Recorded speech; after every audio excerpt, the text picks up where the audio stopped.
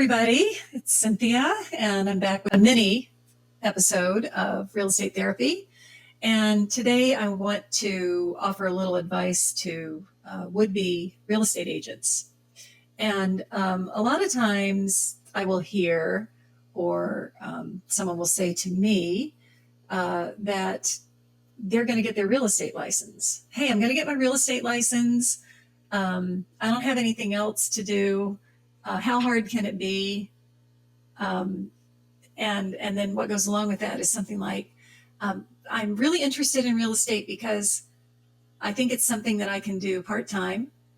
I can do it while the kids are at school. I can bring my dog to work. I can make my own schedule. I can work when I want to, and then I can just travel and exercise and take some classes, whatever. I have to say that it's just so not viable. You cannot embark on a real estate career and do it part-time, or do it while the kids are at school, or do it while you're doing another job.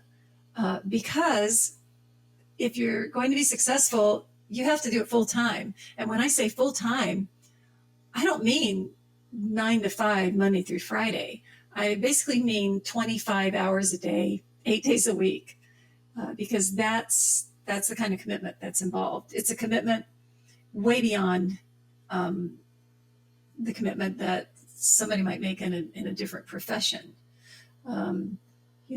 Lawyers, doctors, they have time off. They might be on call, but they also have days when they're not on call.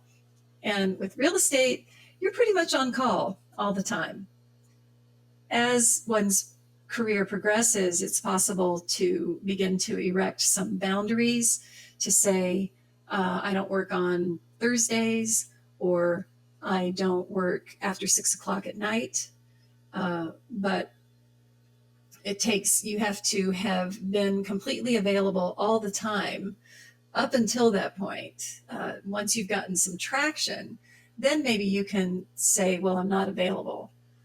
But until you've really started to find your way, you're not going to be able to do that.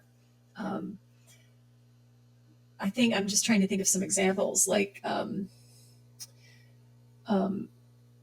me as a young mom and a real estate agent, when my second son was born, first of all, there's no such thing as maternity leave. I worked right up until the day that my water broke.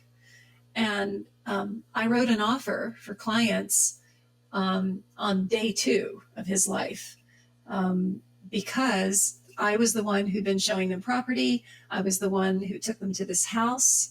I was their trusted counselor, and nobody was up to speed like I was on what was going on with their search and with that particular property. So rather than try and convey all of that to a colleague, that would have been so difficult. That would have taken hours. It was easier for me to just write the offer myself. And then I had some people step in and cover me after that. If you have a listing and a water pipe bursts, you have to go over there and shut the water off, probably.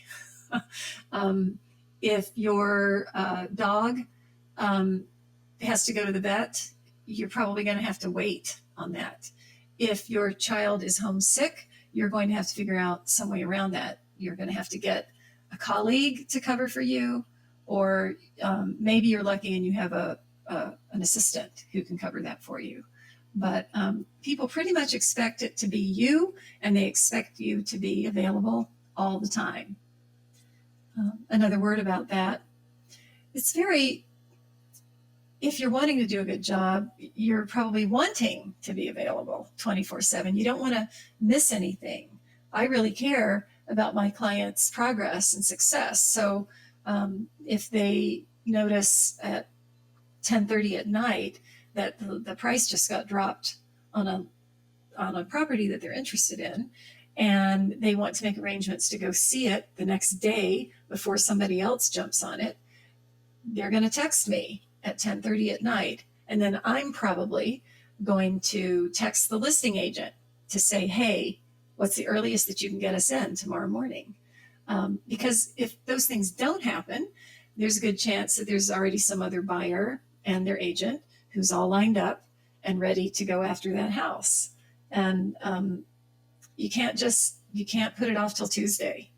You can't say, well, let's meet on Friday about it, or I'll call you back as soon as I'm free. You have to do it when it's wanted. So it's another variation on the theme of real estate looks easy, but it isn't easy. And a problem is that a lot of us agents who are successful and good at what we do, we have a tendency to make it look easy, because part of our job is to be like the host. We're the host of this ongoing party around buying or selling a home. We're the coordinator, the facilitator, the planner who is making it all happen. And there's so many aspects to that. It would be like, being a caterer. You have to look after, you've got to get the rental truck. You've got to get you've got to get the rentals for the party. You have to pay attention to the personnel who's working. You have to pay attention to the food on the menu.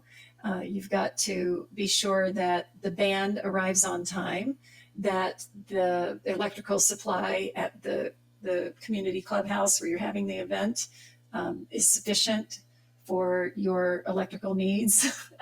There's so many details.